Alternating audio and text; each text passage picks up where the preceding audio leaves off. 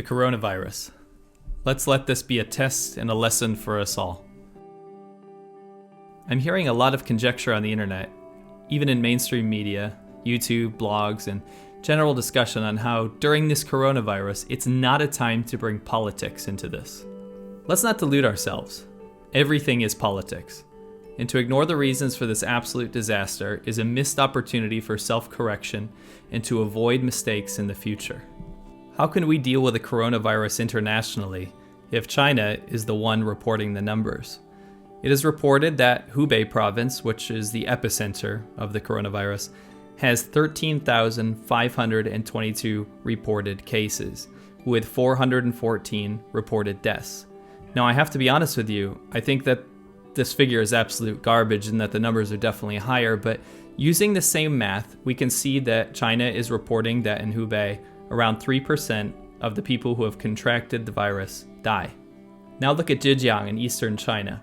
With 829 reported cases, which again I think is absolute nonsense, we should be looking at a death number of around 24. Oh wait, it's 0. In my province of Guangdong, there are 813 official cases. So we should be looking at a death figure of, again, around 24 people. State numbers indicate 0 deaths. Now let's go to Hong Kong, where they have transparent figures, allow international agencies to report real statistics, and there are 17 reported cases. By China's figures, there should definitely not be any deaths, yet, as of now, there's 1. I warn that we should not be duped by Chinese state figures. We know that it's being underreported in Hubei, the epicenter of the virus, at least by judging the absolute hellish videos and photos being leaked from there. I warn that Hubei's government would be the scapegoat of this tragedy, and that when top-down leadership decides who's going to take the blame, it would scare other officials into underreporting as well. The CCP officials in Guangdong are not reporting deaths, but I've already seen biohazard body bags going into vans and ambulances in my small city of Huizhou. With a population of 100 million in that province alone, it's almost guaranteed to be much higher. Numbers within China might seemingly not affect you. After all, if the Chinese government is willing to sacrifice its own citizens for the sake of political legitimacy, why should we care? Well, number 1, we should care because there are human beings that need help, but that's a given. Number 2, the figures that the Chinese state are reporting are the ones that the entire world uses to prepare for a pandemic and countermeasures. We simply can't use these figures reliably to come to any real understanding of the implications of this coronavirus. The Lost Generation is a group of people in China who grew up during the era of Chairman Mao, or Mao Zedong. These people grew up in a period of Chinese history from 1949, when the Communist Party of China came into power, until 1976, when Chairman Mao died. During this period, the people suffered famine. Teachers and educated individuals were murdered, re-educated, and oppressed. Forced education through labor was the norm, and it shaped the party's rule, even through today. When millions of people are starving, and the uneducated classes are put on a pedestal, it creates a selfish environment that actually is in complete opposition to the principles of communism. When capitalism was introduced into China around 1979, it was a perfect storm of an oppressive leadership system and a brainwashed populace who had previously had to fight every man for himself just to survive. Nepotism, corruption, connections, and political power has made China what it is today. Well, at least the government. The current leadership has only brought China more in line with Mao's times, and has increased censorship and cracked down on all forms of expression to retain its hold on power. A large portion of the current leaders and party members of the CCP, or Communist Party of China, are products of this generation, and thus carry the party's self-preservation and closed circle of power as their most important priority. Think about it like this. Doctors, teachers, and well-educated people of this generation were demonized, and the most cutthroat, selfish people who found ways to toe the party line under Chairman Mao by becoming Red Guards, selling out their parents and educators for public shaming are the ones that seized power in the following years. The worst attributes of man were promoted and thrived in this scenario, and continue to do so. When you see the over-stereotyped videos and images of bad Chinese tourists, you're seeing this lost generation, an uneducated populace that now has power. When I would go to meet government officials with family over dinner, you'd see CCP members that led towns of over 100,000 people spitting on the floor, throwing cigarette butts out the window, harassing wait staff, throwing up drunk in the toilet, and flaunting their wealth through thousands of dollars of cognac or baijiu, their expensive BMW outside, and heading to the brothel after this debaucherous affair. Whether the wealth was acquired through bribes or funneling tax money from the local populace, these are the people who are in positions of power. This very thing was the sort of thing I'd have to witness when meeting with the education official in my city. I couldn't just fill out the paperwork, I had to take him out for lavish meals and witness this type of behavior.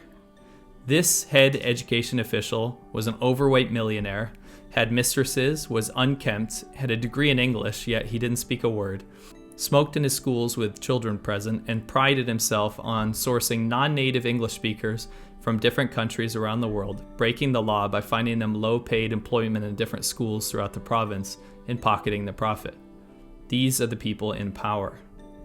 This is the generation of people who don't properly understand how to deal with viruses or prevention, as they're in survival mode, trying to escape to safety, while, in turn, spreading the virus. The people who refuse to wash their hands, wear masks, and listen to the educated professionals who are desperately trying to stop the spread under a regime that cares about itself more than its people. Admittedly, the younger generation of China is quick to distance themselves from this, and the heroic doctors and nurses, people risking their lives to get the truth out there to the rest of the world, from a country that arrests them for speaking, and even blocks them from the entire world communication network through the Great Firewall of China, are not the people in power. These are the people being oppressed. I'm tired of the puff pieces saying that the Chinese government is doing everything they can to deal with the coronavirus. While they're undoubtedly good people in the Chinese Communist Party, the leadership priority ladder of CCP legitimacy first, save face for the party second, and people's lives last isn't a political model the world should praise, let alone emulate. The CCP has amassed so much wealth that it's an influential member of the WTO, the UN, and now it's clear that they've had a part in the WHO's handling of this scenario, stifling restrictions on China travel and trade, and now the world has to pay. There is no perfect political system. Still, it's 2020, and we have an international pandemic on our hands, and all people can do is try and remove politics from the picture. Maybe it's with good intention, and yes, I think that the heroes on the ground deserve even more support and motivation to clean up the mess that the CCP's misinformation and cover-ups have caused. The CCP, the Communist Party of China, is not the Chinese people. The Chinese people deserve our support and help. But let this be a lesson to those duped by China's propaganda. A party that allows human tragedy as part of their self-preservation method doesn't deserve a place on the world stage. 加油，中国人! I want to say thank you to everyone that watches the channel and supports me over on patreon.com/Laowinner. It's the only way that this can happen. I've been working tirelessly with my business partner Winston over on SerpentZA to get you reliable information. We have contacts on the ground in China. We have people we're constantly talking to, and we're trying to separate the wheat from the chaff because we can obviously not rely on mainstream media to even know what they're talking about or factually report anything. I simply just want to put focus onto the Chinese people that have to suffer through this absolute tragedy and pandemic, and I hope more transparency can come out of this. It's unbelievable the amount of cover-ups that we're discovering, and it's really a detriment to the international community of the entire world to misreport or to hide or to cover things up. The heroes in Wuhan, the heroes, the doctors, the nurses, everyone doing their best to make this situation transparent and able to be dealt with are the people that deserve our respect. And after this is all over, I just hope that this doesn't end up being another forgotten tragedy in China's history under the communist leadership. Next week, I'll hopefully be having a very special guest and his wife, who recently evacuated from Hubei province and saw everything that was being done on the ground, and they can tell their story. I'm doing my best to arrange that, so I hope you guys can stay tuned for that. You guys can also check out on ADVChina. We just did an hour and a half episode on the WHO's collusion with the Chinese government. And if you go to ADV Podcasts over there, you can actually see our full-length feature episode on the coronavirus, how it happened, how it could have been prevented, etc. I have 2 other videos as of now on the topic, so feel free to check those out too. I want to say thank you so much, Laowinners, and I'll catch you on the next one.